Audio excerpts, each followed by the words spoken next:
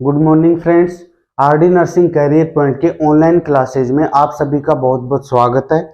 आप सभी को ज्ञात है अभी करंटली एमपीसीएचओ के अंदर बहुत सारी वैकेंसीज अपलोड हुई हैं, तो उसी के बेसिस पर है ना आज की हमारी क्लास हमने अरेंज की है। तो क्लास आज बहुत इंपॉर्टेंट होने वाली है, तो इसलिए वीडियो को शुरू से लेकर लास्ट तक जरूर देखिए। तो चलिए without wasting your time now start today topic. तो आज का हमारा टॉपिक है, आप सभी को दिख रहा होगा क्या है, एपिडेमियोलॉजी, है ना। यानी कि एपिडेमियोलॉजी के बारे में हम उन सभी एस्पेक्ट की स्टडी करेंगे जहां से प्रीवियसली एग्जाम के अंदर क्वेश्चंस पुट अप किया गया है। देखो सबसे फर्स्ट होना एपिडेमियोलॉजी, इस वर्ड के बारे में जानते हैं कि एपिडेमियोलॉजी क्या है। एपिडेमियोलॉजी जो वर्ड है ना, ये 3 वर्ड से मिलकर बना है, एपी, डेमोस एंड लोगोस। ठीक है, एपी का मीन्स यहां पर क्या होता है, अपॉन। डेमोस का मतलब क्या हो गया, disease in population. And logos का मतलब होता है साइंटिफिक स्टडी। ठीक है, 3 वर्ड हैं, AP, demos and logos. AP का मीन्स क्या हो गया, अपॉन। डेमोस का मतलब क्या हो गया, disease in population. And logos का मतलब है साइंटिफिक स्टडी, यानी कि किसी भी पॉपुलेशन के अंदर, है ना। अब इन 3 वर्ड को यदि हम कंबाइन करते हैं तो किसी भी कम्युनिटी एरिया या ग्रुप ऑफ पीपल के अंदर कोई भी डिजीज जो अकर होती है तो उसकी साइंटिफिक स्टडी की जाए, उसी को अपन क्या बोलते हैं, एपिडेमियोलॉजी। तो यहां से एक अपने पास डेफिनेशन क्लियर हो गई कि study of disease pattern, study of disease pattern in community population. ठीक है, इसी को ही हम क्या बोलेंगे यहाँ पर, एपिडेमियोलॉजी। तो सबसे फर्स्ट ऑन डेफिनेशन की बात करते हैं। कोई भी कम्युनिकेबल डिजीज के पॉजिटिव एजेंट, उसके साइन सिम्टम, डायग्नोस्टिक वैल्यूएशन, उसका मैनेजमेंट एंड प्रिवेंशन। क्योंकि कम्युनिटी एरिया के अंदर prevention is the key step for control of any communicable disease. तो सबसे ज्यादा हम यहाँ पर कम्युनिकेबल डिजीज के प्रिवेंटिव मेजर्स के ऊपर ज्यादा फोकस करेंगे। तो वही चीज है कि कम्युनिकेबल डिजीज के बारे में पूरी साइंटिफिक स्टडी, सोर्स क्या है, क्या क्या साइन सिम्टम है, इसके बारे में पूरा डिटेल में अध्ययन करना, उसी को हम क्या बोलते हैं, एपिडेमियोलॉजी। ठीक है, father of epidemiology, father of epidemiology. तो आपको ज्ञात होना चाहिए यहां से, Jon Snow is the called off father of, Jon Snow, Jon Snow is the father of epidemiology. ठीक है, नेक्स्ट वन हम देखते हैं। देखो किसी भी कम्युनिटी एरिया के अंदर अगर कोई डिजीज होती है ना, तो उसके 3 एलिमेंट मस्ट बी नेसेसरी है। अगर अपन स्टडी ऑफ डिजीज यदि इस पॉइंट के ऊपर फोकस करेंगे तो अपने को 3 एलिमेंट चाहिए, उसी को ही हम यहां पर बोलेंगे एपिडेमियोलॉजिकल ट्रायड, है ना। तो नेक्स्ट वन हम देखते हैं, एपिडेमियोलॉजिकल ट्रायड। ट्रायड का मतलब यहां पर आपको पता होना चाहिए, ट्रायड का मतलब है 3, यानी कि वो मिनिमम 3 एलिमेंट्स है जिनके द्वारा हम किसी भी स्टडी को ओवरऑल स्टडी करते हैं, जिसमें सबसे फर्स्ट वन है एजेंट, इसके बाद होस्ट एंड लास्ट वन है थर्ड वन एनवायरमेंट। ठीक है, तो इस तरीके से हमारे पास यहां पर 3 एलिमेंट डेवलप हो गए, एजेंट, होस्ट एंड एनवायरमेंट। सबसे पहले देखिए एजेंट का मतलब क्या है। एजेंट का मतलब कोई भी कम्युनिकेबल डिजीज डेवलप करने के लिए जो पॉजिटिव एजेंट होता है, यानी कि माइक्रो ऑर्गेनिज्म। तो इसका मतलब यहाँ पर एजेंट का मतलब यहाँ पर कैसे हो रहा है, जो भी बैक्टीरिया, वायरसेस वगैरह हैं जो कि किसी भी व्यक्ति के अंदर डिजीज डेवलप करने के लिए रेस्पॉन्सिबल होंगे, उसी को ही हम क्या बोलते हैं, एजेंट। हमारे चारों तरफ एनवायरनमेंट के अंदर बहुत सारे माइक्रो ऑर्गेनिज्म एनवायरनमेंट के अंदर फैले हुए रहते हैं, तो उन सभी माइक्रो ऑर्गेनिज्म को ही हम क्या बोलेंगे, यहाँ पर एजेंट बोलेंगे। सेकंड वन है कौन सा, होस्ट। होस्ट का मतलब क्या होता है, ध्यान से सुनिएगा। होस्ट का मतलब वो इंडिविजुअल या फिर वो एनिमल, वो ह्यूमन जिसके अंदर पॉजिटिव एजेंट पाया जाता है ना, यानी कि जिसके अंदर डिजीज डेवलप होती है ना, उसको हम क्या बोलेंगे, होस्ट बोलेंगे। जैसे कोई व्यक्ति के अंदर अगर माइकोबैक्टीरियम ट्यूबरकुलाई का माइक्रो ऑर्गेनिज्म अगर पाया गया, पॉजिटिव पाया गया स्पुटम कल्चर टेस्ट के अंदर, तो उसके अंदर इसका मतलब माइकोबैक्टीरियम ट्यूबरकुलाई तो क्या हुआ, एजेंट हुआ, और जो व्यक्ति के अंदर वो डिटेक्ट हुआ है वो क्या हो गया, होस्ट हो गया। तो होस्ट का मतलब या तो कोई भी ह्यूमन या फिर कोई क्या हो सकता है, एनिमल भी हो सकता है, जिसके अंदर माइक्रो ऑर्गेनिज्म सर्वाइव कर सकता है, ग्रोथ कर सकता है और डिजीज डेवलप करेगा, तो वो व्यक्ति क्या हो गया, होस्ट हो गया। सबसे लास्ट वन है कौन सा, थर्ड वन, एनवायरमेंट। देखो एनवायरमेंट का मतलब क्या होता है, एनवायरमेंट का मतलब वो सारी परिस्थिति यानी कि वो सारे फैक्टर जो कि इस माइक्रो ऑर्गेनिज्म को डेवलप करने में हेल्प करते हैं, ठीक है ना, मतलब वो सारे के सारे एलिमेंट जो माइक्रो ऑर्गेनिज्म को होस्ट के अंदर इन्फेक्शन करने के लिए प्रमोट करेंगे ना, उसको हम क्या बोलेंगे, यहाँ पर एनवायरमेंट बोलेंगे। जैसे लो सोशियो इकोनॉमिक स्टेटस, ठीक है, over crowding area, over crowding area, इसके अलावा स्लम्स हो गया, है ना, लैक ऑफ पर्सनल हाइजीन, ठीक है, sedentary life style, lack of nutrition, ठीक है, illiteracy, lack of health education, lack of availability of medical resources, ठीक है ना, मतलब ये सारे वो फैक्टर हैं जो कि एक तरीके से प्रमोट करते हैं कि माइक्रो ऑर्गेनिज्म आसानी से इजी वे के अंदर किसी भी होस्ट के अंदर क्या कर सकता है, ग्रो कर सकता है, सर्वाइव कर सकता है या फिर प्रमोट हो सकता है। तो इन सभी को हम किस में इंक्लूड करेंगे, एनवायरमेंट में। यानी कि कोई भी बीमारी, कोई भी डिजीज अगर किसी कम्युनिटी एरिया के अंदर होगी तो उसके लिए मिनिमम कितने एलिमेंट चाहिए अपने को, 3 elements must be require. First one is agent यानी कि माइक्रो ऑर्गेनिज्म चाहिए, दूसरा उस माइक्रो ऑर्गेनिज्म के लिए वो जिस व्यक्ति के अंदर डेवलप हो सकता है तो बीमारी कर सकता है वो होस्ट चाहिए, और वो सारे फैक्टर होने चाहिए ताकि वो आसानी से इजी वे के अंदर इस व्यक्ति के अंदर ग्रो कर सके। तो इसलिए 3 elements are included in epidemiological triad. Clear हुआ?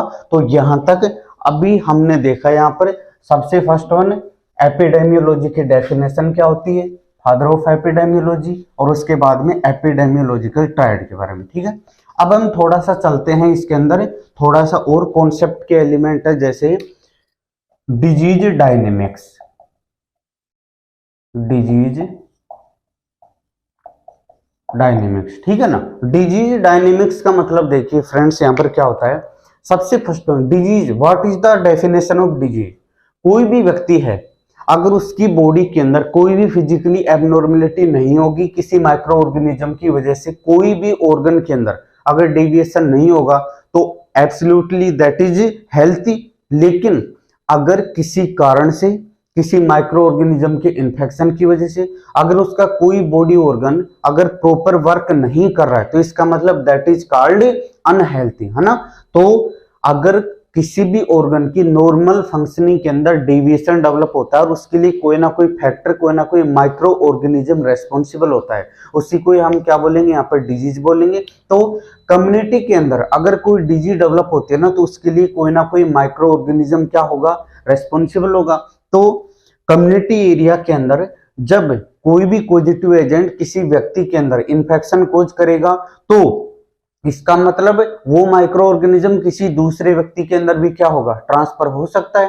तो वही है कि एक व्यक्ति से दूसरे व्यक्ति के अंदर डिजीज जो ट्रांसफर होती है ना, तो कौन कौन से स्टेप्स को फॉलो किया जाता है, ठीक है, उसी को ही हम क्या बोलते हैं यहाँ पर, डिजीज डायनेमिक्स बोलते हैं। मतलब सिंपल लैंग्वेज में बताऊं तो किसी इंडिविजुअल के अंदर, कम्युनिटी के एरिया के अंदर यदि कोई इन्फेक्शन हुआ, डिजीज कम्युनिकेबल डिजीज डेवलप हुई और उससे वो सेकंड वन व्यक्ति यानी कि हेल्थी इंडिविजुअल तक किस प्रोसेस को फॉलो करते हुए ट्रांसफर होती है, इसी प्रोसेस को हम क्या बोलते हैं यहाँ पर, डिजीज डायनेमिक्स, है ना।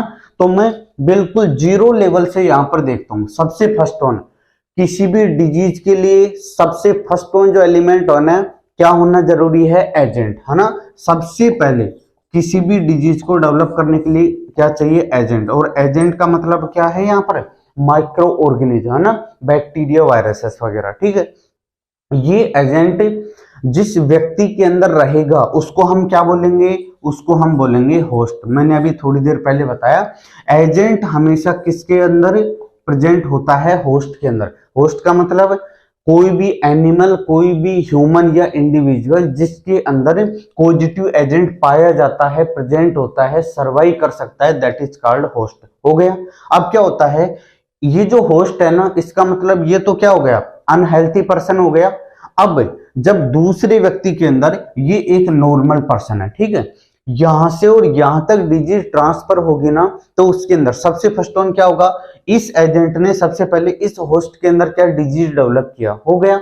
अब कुछ दिन बाद में, कुछ टाइम बाद में, आफ्टर सम टाइम, यहां पर क्या होगा, यहां पर सबसे पहले यहां से माइक्रो ऑर्गेनिज्म बाहर निकलेगा, इसकी बॉडी से बाहर निकलेगा। तो किसी भी इन्फेक्टेड पर्सन की बॉडी से जिस पाथवे से माइक्रो ऑर्गेनिज्म बाहर निकलता है, that is called portal of exit. तो इसको हम क्या बोलेंगे यहां पर, पोर्टल ऑफ एग्जिट, है ना। पोर्टल का मतलब होता है यहाँ पर पाथवे, कि जिस पाथवे से, जैसे स्किन के द्वारा रेस्पिरेटरी ट्रैक्ट, जीआई ट्रैक्ट हो सकता है, ठीक है ना। तो मतलब जेनेटिक यूरिनरी ट्रैक्ट, मतलब बॉडी के जिस सिस्टम या जिस पाथवे से माइक्रो ऑर्गेनिज्म बाहर निकलता है एनवायरनमेंट के अंदर, that is called portal of exit. जैसे microorganism portal of exit होकर जैसे बाहर निकलेगा तो सबसे पहले किसके टच में आएगा, दूसरे व्यक्ति के टच में आएगा, ये कंपलसरी नहीं है। तो सबसे पहले एनवायरनमेंट के अंदर आएगा, है ना। तो जैसे ही यहां पर निकला, यहां पर रहेगा उसके चारों तरफ क्या, एनवायरनमेंट, ठीक है। ये रहा एनवायरनमेंट, क्लियर है। अब एनवायरनमेंट के अंदर जैसे ही यहाँ पर डिप्लेट हो गया माइक्रो ऑर्गेनिज्म, तो एनवायरनमेंट के अंदर ही दूसरे व्यक्ति उसके चारों तरफ प्रेजेंट रहेंगे। तो एनवायरनमेंट के अंदर इस व्यक्ति से तो एग्जिट हो गया, यहां तक पहुंचने के लिए उसको कुछ ना कुछ क्या पाथवे चूज करना पड़ेगा, that is called mode of transmission, है ना। क्या बोलते हैं उसको हम, मोड ऑफ ट्रांसमिशन, क्लियर है। याद रखिए, बहुत इंपॉर्टेंट है। मोड ऑफ ट्रांसमिशन मतलब वो पाथवे, वो चैनल जिसके द्वारा एक होस्ट से कोई भी माइक्रो ऑर्गेनिज्म न्यू होस्ट या दूसरे व्यक्ति या अदर इंडिविजुअल तक ट्रांसफर होता है, उस पाथवे को हम क्या बोलते हैं, mode of transmission. Mode of transmission दो टाइप का होता है, एक तो डायरेक्ट, है ना, और दूसरा हो गया indirect mode of transmission, clear है। इसका हम सेपरेटली क्लास अरेंज करेंगे, मोड ऑफ ट्रांसमिशन और लेवल ऑफ प्रिवेंशन के बारे में, जहां से बहुत सारे क्वेश्चन आते हैं। अभी केवल इतना याद रखिए, मोड ऑफ ट्रांसमिशन दो टाइप का होता है, first one direct and second one indirect. अब इसके बाद में जैसे ही माइक्रो ऑर्गेनिज्म एनवायरनमेंट के अंदर आया तो पोर्टल ऑफ एग्जिट, उसके बाद में मोड ऑफ ट्रांसमिशन। जैसे मोड ऑफ ट्रांसमिशन को फॉलो करते हुए या तो डायरेक्टली या फिर इनडायरेक्टली वो किसी न्यू होस्ट के पास पहुंच गया, ठीक है। और जैसे न्यू होस्ट के पास पहुंचा, पहुंचने के बाद में अब यहां से जिस पाथवे को फॉलो करते हुए वो उस नए हेल्थी इंडिविजुअल के अंदर एंटर करेगा, उस पाथवे को हम बोलेंगे portal of entry, portal of entry, clear हो गया। यानी कि होस्ट से जिस पाथवे से एग्जिट हुआ, that is portal of exit. और न्यू होस्ट, ये अब अभी यहां पर क्या है, ये न्यू होस्ट है, अभी तक हेल्थी था, जैसे माइक्रो ऑर्गेनिज्म इसके अंदर एंटर किया तो अभी अभी जस्ट इन्फेक्टेड हुआ, इसकी वजह से so this is called new host. तो जिस पाथवे से एंटर करेगा, है ना, उसी को अपन क्या बोलेंगे, पोर्टल ऑफ एंट्री, क्लियर हुआ। तो अब एक व्यक्ति से दूसरे व्यक्ति के अंदर क्या हो गया, माइक्रो ऑर्गेनिज्म ट्रांसफर हो गया, है ना। ट्रांसफर होने के बाद में अब ये क्या हो गया, न्यू होस्ट का मतलब ये इन्फेक्टेड हो चुका है अब, ठीक है। ये व्यक्ति क्या हो गया, इन्फेक्टेड हो चुका है, मतलब माइक्रो ऑर्गेनिज्म इसकी बॉडी के अंदर पहुंच चुका है, क्लियर है। अब जैसे ही कुछ आफ्टर सम टाइम, जैसे ही इसके अंदर इंक्यूबेशन पीरियड कंप्लीट होगा, माइक्रो ऑर्गेनिज्म अपनी फास्टिजियम स्टेज को कवर करेगा। इसके बाद फिर यहां से किसी तीसरे व्यक्ति को इन्फेक्टेड करने के लिए सेम प्रोसेस फॉलो किया जाएगा। यहां से जैसे माइक्रो ऑर्गेनिज्म निकलेगा तो पोर्टल ऑफ एग्जिट हो गया। इसके बाद एनवायरनमेंट के अंदर आएगा तो मोड ऑफ ट्रांसमिशन, उसके बाद में जैसे ही एंटर करेगा पोर्टल ऑफ एंट्री, और ये क्या हो गया, फिर ये न्यू होस्ट हो गया। इस तरीके से एक व्यक्ति से दूसरे व्यक्ति तक ये साइकिल बनती हुई चली जाएगी, और कोई भी कम्युनिकेबल डिजीज एक व्यक्ति से दूसरे से तीसरे व्यक्ति के अंदर ट्रांसफर होती हुई, जस्ट स्प्रेड होती हुई चली जाती है। ठीक है, तो इस तरीके से हमने देखा कि कोई भी डिजीज के ट्रांसफर होने के लिए यहां पर क्या क्या एलिमेंट चाहिए, तो उन एलिमेंट्स को यहां पर मैं टेबल वाइज लिख रहा हूं। सबसे पहले तो एजेंट चाहिए, है ना, दिस इज मस्ट बी की एलिमेंट, है ना, मतलब यहां पर माइक्रो ऑर्गेनिज्म का होना कंपलसरी है। सेकंड वन क्या है, होस्ट, जिसके अंदर माइक्रो ऑर्गेनिज्म ग्रो करता है। थर्ड वन है पोर्टल ऑफ एग्जिट, क्लियर है। इसके बाद में देखो पोर्टल ऑफ एग्जिट, इसके बाद में मोड ऑफ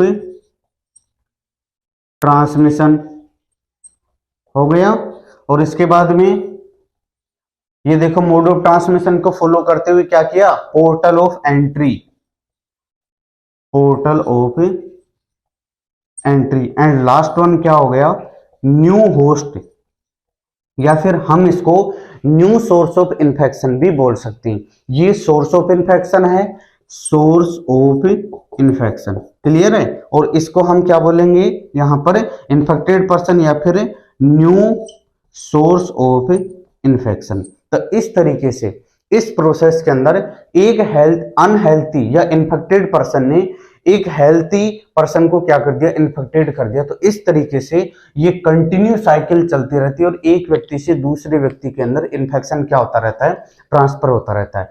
इसी को ही हम बोलते हैं डिजीज डायनेमिक्स। क्लियर हुआ। तो हमने यहां पर देखा डिजीज डायनेमिक्स के अंदर कि कम्युनिटी एरिया के अंदर कोई भी कम्युनिकेबल डिजीज है एक व्यक्ति से दूसरे व्यक्ति के अंदर किस तरीके से ट्रांसफर होती है। ठीक है, इसके बाद में अब देखिए बिल्कुल सिंपल कॉन्सेप्ट है, एक व्यक्ति से दूसरे व्यक्ति के अंदर डिजीज ट्रांसफर हो चुकी है।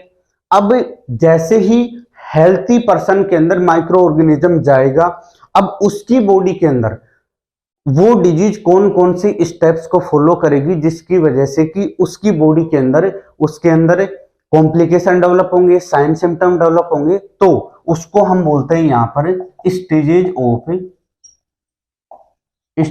ऑफ इन्फेक्शन, है ना। इसका थोड़ा सा मीनिंग समझिए। स्टेजेज ऑफ इन्फेक्शन का मतलब क्या होता है, किसी भी व्यक्ति के अंदर माइक्रो ऑर्गेनिज्म एंटर करने के बाद में उसकी बॉडी के अंदर क्या क्या चेंजेस डेवलप होते हैं, कौन कौन सी स्टेप्स को वो माइक्रो ऑर्गेनिज्म फॉलो करके लास्ट में रिकवर हो जाता है। यानी कि सिंपल लैंग्वेज में बताओ ना, कोई माइक्रो ऑर्गेनिज्म, कोई भी पॉजिटिव एजेंट किसी भी व्यक्ति की बॉडी में एंटर किया, उसके बाद बीमारी होती है और एक दिन ऐसा आता है कि वो रिकवर हो जाता है। तो एंट्री से लेकर और रिकवरी तक उसकी बॉडी के अंदर क्या क्या चेंजेज डेवलप होते हैं ना, उसी को ही हम क्या बोलते हैं, स्टेज ऑफ इन्फेक्शन, है ना। तो सबसे पहले आप थोड़ा सा समझना इस चीज को, माइक्रो ऑर्गेनिज्म जैसे ही एंटर करेगा उसी दिन साइन सिम्टम अपीयर नहीं कर सकता, है ना। यानी कि अगर हम किसी नई जगह जाते हैं ना, तो हम अपना 100% जो टारगेट लेकर जाते हैं वो कभी भी फंक्शनिंग एक्टिंग एरिया में नहीं रखते। सबसे पहले हमें एनवायरनमेंट देखना पड़ता है। सेम कंडीशन माइक्रो ऑर्गेनिज्म के लिए अप्लाई होता है कि जैसे किसी भी न्यू इंडिविजुअल की बॉडी में एंटर करेगा ना, तो सबसे पहले वो ह्यूमन बॉडी के अंदर एंटर करके और एनवायरनमेंट को देखता है, अपने लिए रिसोर्सेज वगैरह है ना उसको सेटअप करता है। ठीक है, उसी के लिए सबसे जो पहला स्टेज होता है ना, इसी को हम बोलते हैं इंक्यूबेशन पीरियड। इंक्यूबेशन पीरियड, ठीक है।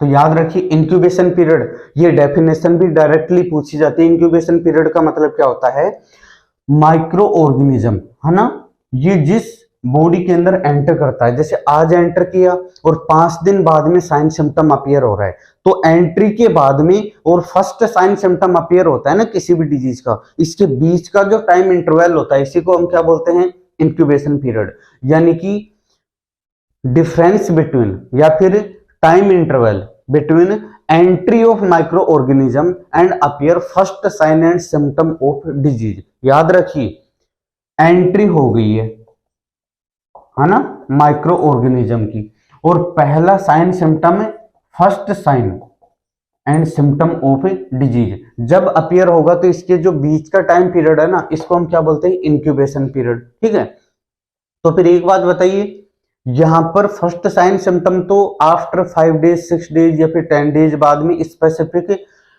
बाद में डेवलप हो रहा है, तो एंट्री के बाद में और फर्स्ट साइन सिम्टम अपीयर होता है, इसके बीच में ये माइक्रो ऑर्गेनिज्म करता क्या है, वही मैंने बताया, अपने लिए specific body organ body system उसकी तरफ सर्कुलेट होकर और इस स्पेसिफिक टारगेट ऑर्गन तक पहुंचेगा। दूसरा, अपने लिए जितने भी न्यूट्रिशन के रिसोर्सेज हैं उनको कलेक्ट करेगा, चारों तरफ क्या रिएक्शन है उनको रिकॉग्नाइज करेगा, और उसके बाद में ग्रोथ एंड मल्टीप्लिकेशन, है ना, अपनी नंबर्स के अंदर क्या करेगा, सेल डिवीजन करते करते, और एक स्पेसिफिक अमाउंट, आपको भी पता है एक माइक्रो ऑर्गेनिज्म कभी भी डिजीज डेवलप नहीं कर सकता, उसके लिए कुछ अमाउंट होना चाहिए, तो वो क्या करता है, एंटर किया, उसके बाद में स्पेसिफिक टारगेट ऑर्गन तक पहुंचा, अपनी सेल डिवीजन करना शुरू किया, और जैसे अमाउंट होगा उसके बाद में चारों तरफ की जो ऑर्गन की जहां पर वो क्या कर रहा है, ग्रोथ कर रहा है, उस ऑर्गन की नॉर्मल सेल को डिस्ट्रॉय करना शुरू कर देता है। जैसे नॉर्मल सेल डिस्ट्रॉय होंगी,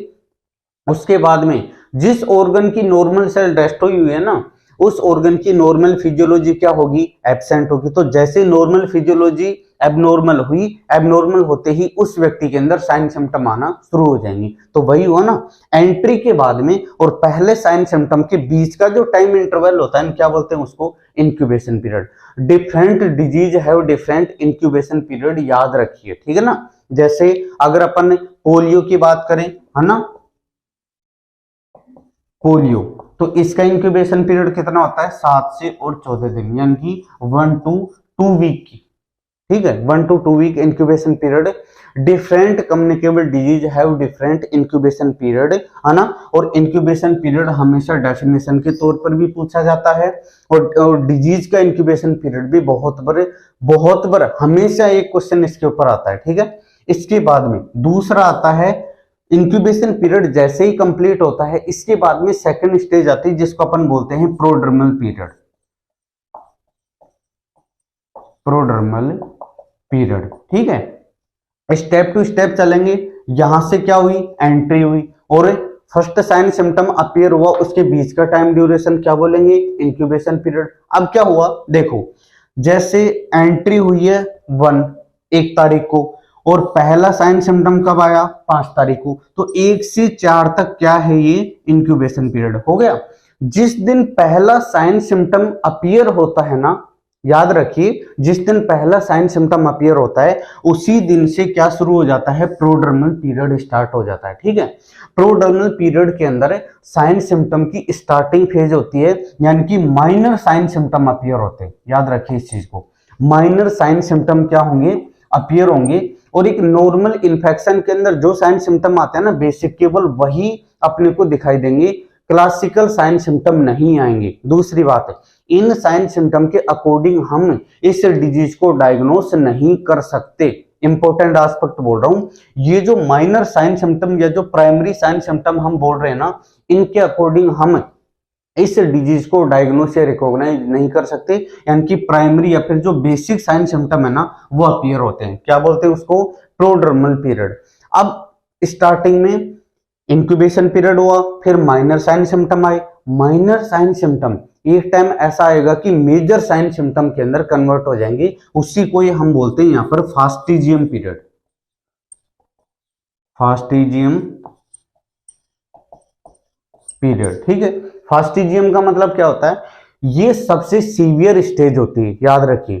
कोई भी इंफेक्शन किसी भी व्यक्ति की बॉडी के अंदर जब होता है ना, तो जो सबसे रोस्ट, है ना, या फिर सबसे जो सीवियर स्टेज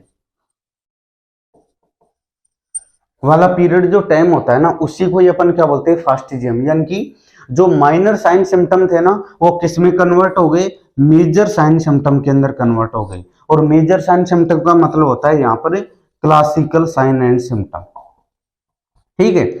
अब किसी भी डिजीज का क्लासिकल साइन सिम्टम किसको बोलेंगे, उस साइन सिम्टम को देखकर हम उस डिजीज को डायग्नोस कर सकते हैं, that is called classical sign symptom. दूसरी बात है, जो सीवियरिटी होगी वो मैक्सिमम लेवल तक होगी। यानी कि ये समझो बीमारी की पीक लेवल, किसी भी डिजीज का पीक लेवल होता है उसको अपन क्या बोलते हैं, फास्टिजियम पीरियड बोलते हैं।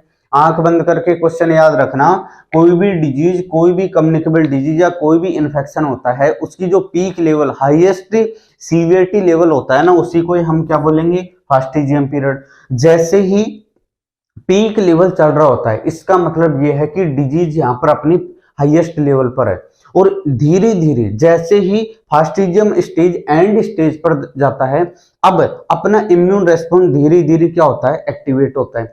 तो जैसे जैसे धीरे धीरे इम्यून सिस्टम जैसे जैसे एक्टिवेट होगा, डिजीज की सीवियरिटी वैसे वैसे क्या होती जाएगी, कम होती जाएगी। तो जैसे ही फास्टिजियम पीरियड एंड हुआ उसके बाद में समझो कि इम्यून सिस्टम क्या होने लगा है, एक्टिवेट होने लग गया, उसको अपन बोलते हैं यहां पर डिफर्विसेंस।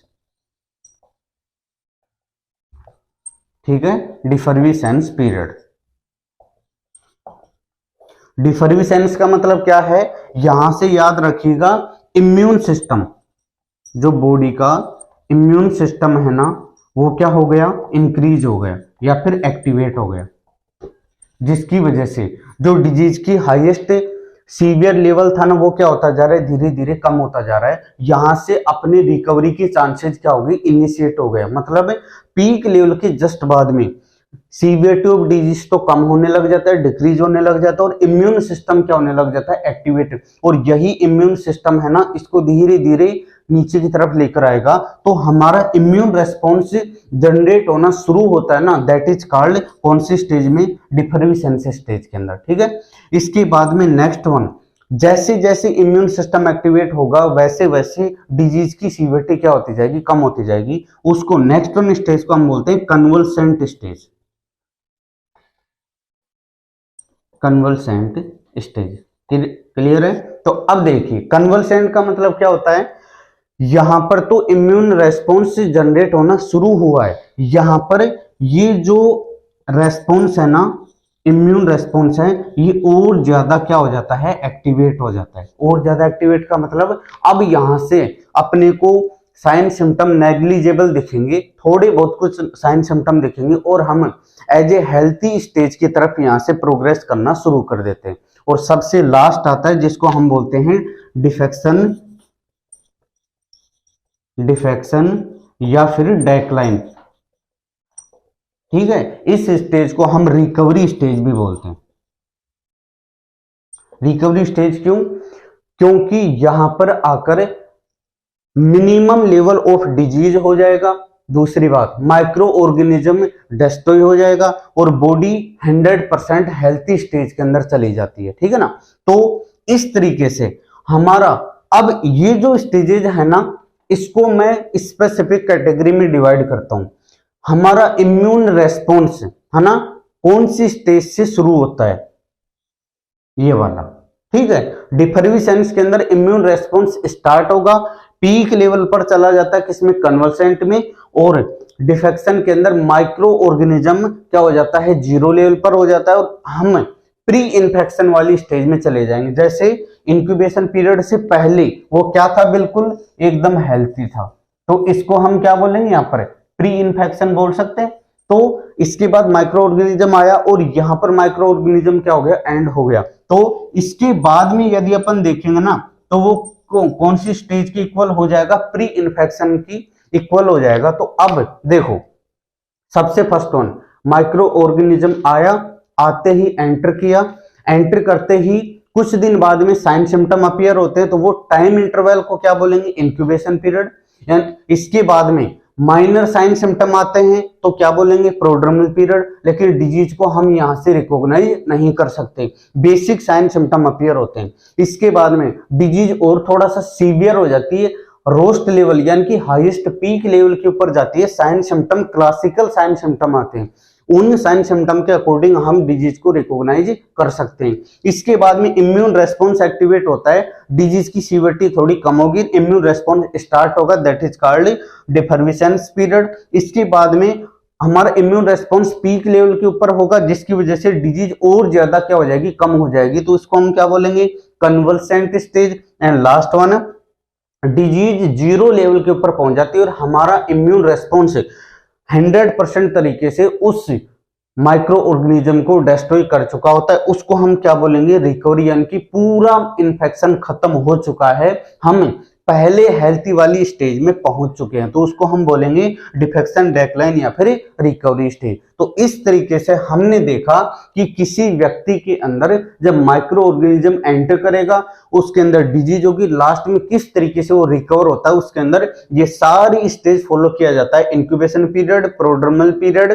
फास्टिजियम period, defervescence period, convalescent and defection या डेक्लाइन। ठीक है, तो इस तरीके से फ्रेंड्स हमने आज इस क्लास में एपिडेमियोलॉजी का इंट्रोडक्शन, एपिडेमियोलॉजी का ट्रायड, उसके बाद में डिजीज डायनेमिक्स के बारे में देखा कि एक व्यक्ति से दूसरे व्यक्ति के अंदर कम्युनिकेबल डिजीज किस तरीके से ट्रांसफर होती है। उसके बाद में देखा कि ट्रांसफर होने के बाद में जब उस हेल्थी इंडिविजुअल के अंदर वो डिजीज एंटर करता है माइक्रो ऑर्गेनिज्म, उसके बाद में किस स्टेप्स का फॉलो किया जाता है। ठीक है, इसके बाद में नेक्स्ट क्लास के अंदर हम देखेंगे एक तो मोड ऑफ ट्रांसमिशन और लेवल ऑफ प्रिवेंशन। तो आई होप ये क्लास आपको बहुत अच्छे से समझ में आई होगी, और ये कंटेंट अभी 50% हुआ है। एपिडेमियोलॉजी का रिमेनिंग पोर्शन नेक्स्ट क्लास का, जिसके अंदर level of prevention and mode of transmission बहुत इंपॉर्टेंट है, सडन रिसेंटली आपको वो क्लास अवेलेबल करवा दी जाएगी। तो आई होप ये वीडियो समझ में आया होगा। अगर क्लास अच्छी लगे तो वीडियो को लाइक, सब्सक्राइब एंड शेयर करना ना भूलिए। जल्दी एक नए टॉपिक के साथ फिर से हाजिर होंगे, तब तक के लिए धन्यवाद।